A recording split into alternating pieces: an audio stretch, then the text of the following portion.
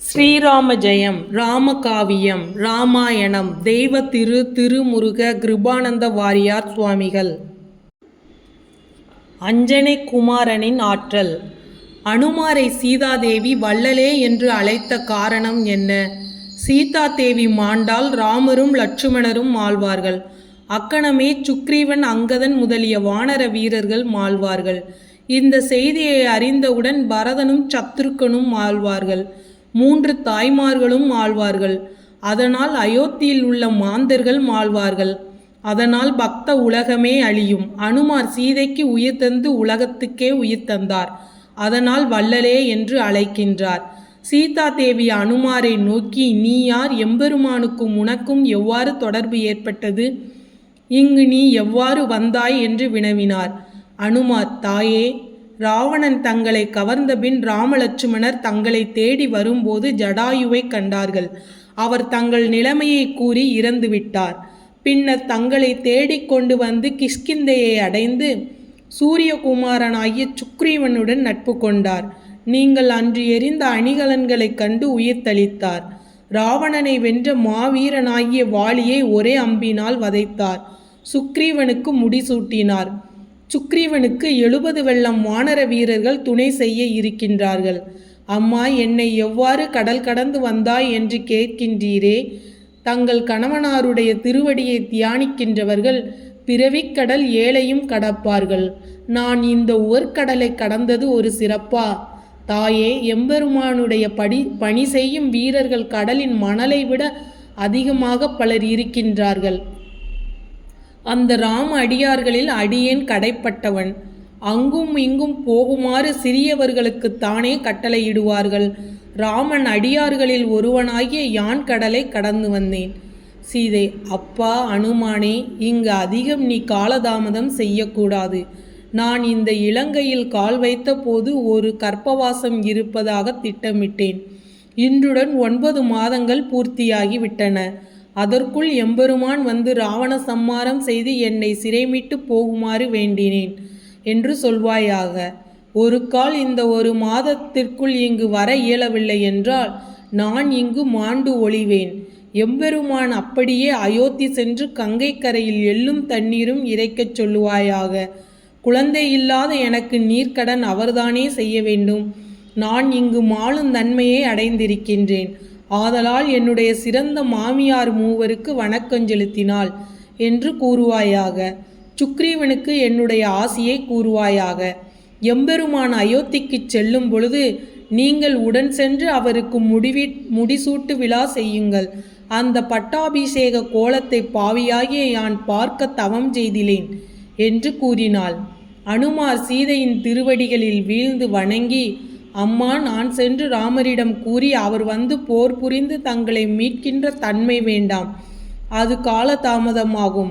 அடியனுடைய தோள் மீது அமருங்கள். அடுத்த வினாடியில் ராமருடைய திருவடியில் தங்களை ஒப்படைப்பேன் என்று கூறினார் சீதா தேவி. அனுமானே, உன் அன்புக்கு நன்றி. உன்னுடைய ஆலோசனை நன்றன்று. பாரத நாட்டின் பண்பின்படி வயதுக்கு வந்த மகனை தாய் தீண்டக்கூடாது. நீ எனக்கு சேய், நான் உனக்கு தாய். என்னை தீண்டிக் கொண்டு போவது சிறப்புடையதாகாது. ராவணனே என்னை தீண்டாமல் கொண்டு வந்திருக்கின்றான். மகனே, நீ கூறியது சரியென்று என்று கூறினாள். அனுமார், அம்மா, நான் தங்களை தீண்டவில்லை. இந்த இலங்கையை வேருடன் பறித்து ராமர் முன்னே கொண்டு போய் வைப்பேன். அப்போது தாங்கள் எம்பெருமானை அடையலாம் என்றார்.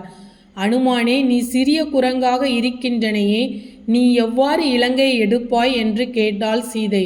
அனுமார், அம்மா அருந்ததியே, நானா சிறியவன், என் வடிவத்தை பாருங்கள் என்று விஸ்வரூபத்தை எடுத்தார். அவருடைய திருவடி அதல பாதாளத்திலும் திருமுடி சந்திரமண்டலம் சூரிய மண்டலங்களையும் கடந்து நின்றது. சீதாதேவி தலை நிமிர்ந்து எட்டி எட்டி பார்த்தாள். அனுமாருடைய முழங்காலும் தெரியவில்லை.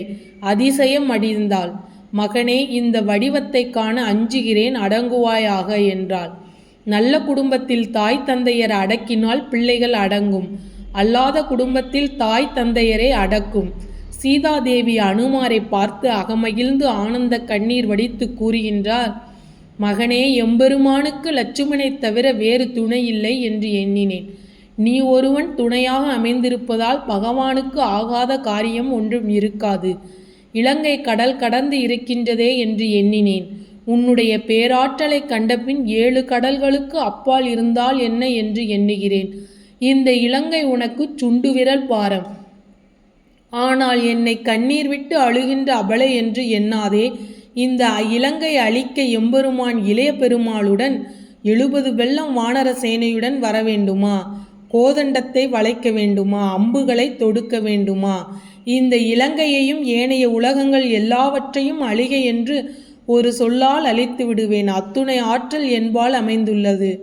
நான் இலங்கையையும் ராவணாதி அரக்கர்களையும் ஒரு கணத்தில் எரித்து விடுவேன். அப்படி எரிந்தால் சீதாயனம் என்றுதானே பேர் வரும், ராமாயணம் என்று பேர் வராதே. பெண்ணாக பிறந்தவர்கள் கணவனுக்கு புகழ் தேடி கொடுக்க வேண்டும். அதனால் என் கற்பு கணலை அடக்கி கொண்டிருக்கின்றேன். நீ உன் வாளை மடக்கி கொண்டு பெருமானிடம் போய் வா. மகனே, விதியை வென்றவர்கள் யார்? விதி வழி மதி செல்லும்.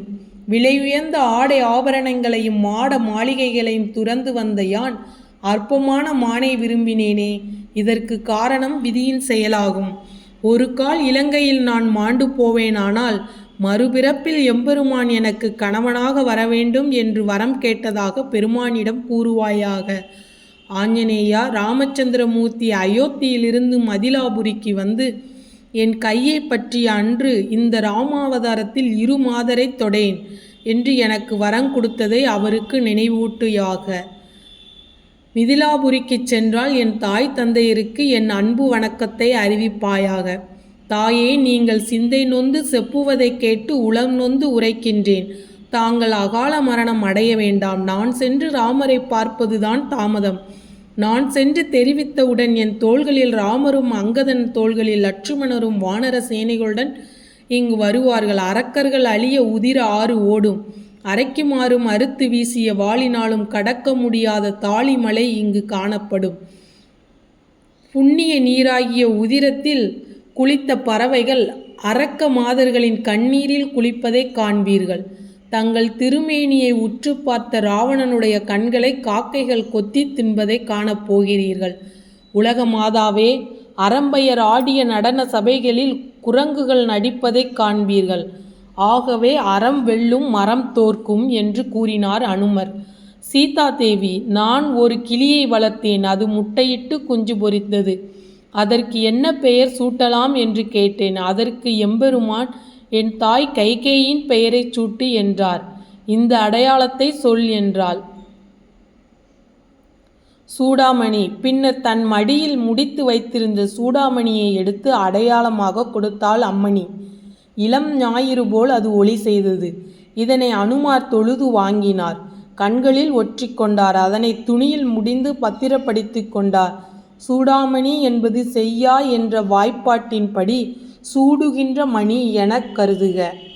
தேவர்கள் பார்க்கடலை கடைந்தபோது அமிர்தத்துடன் சிந்தாமணி, கௌஸ்துபமணி, சூடாமணி என்ற 3 மணிகள் தோன்றின. சிந்தாமணியை இந்திரன் அடைந்தான். இந்திரன் விநாயகருடைய திருக்கரத்தில் இருக்கும் தங்க கலசத்தில் பதித்து விநாயகருக்கு ஈந்தான். அந்த சிந்தாமணியுடன் கூடிய தங்க கலசத்தால் விநாயகர் நாள்தோறும் அம்மையப்பரை வழிபடுவர். 2வது கௌஸ்துபமணியை நாராயண திருமார்பில் அணிந்து கொண்டார். 3வது சூடாமணியை பார்க்கல் கடைய துணிந்த நிமி என்ற மன்னனுக்கு அளித்தார்கள். இவன் பூஜித்து வந்தான். இவன் மரபில் வந்த சீரத்துவ சனகர் தமக்கு வேறு ஆண் சந்ததி இல்லாமையால் இதை தலையில் சூடும் அணிகலனாகச் செய்து தம் தவப்புதல்வி சீதா தேவிக்கு தந்தார். இந்த மணியை உயிரினும் உயர்ந்ததாக எண்ணி சீதாதேவி இதனை பூசித்து வந்தாள். இந்த மணியைத்தான் இப்போது மாருதியிடம் தேவி தந்தாள். சூடாமணி மிகுந்த மகத்துவம் உடையது. இந்த சூடாமணி போல் முருகப்பெருமானுடைய திருமேனி ஒளி வீசும் என்று அருணகிரி பெருமான் கூறுகிறார்.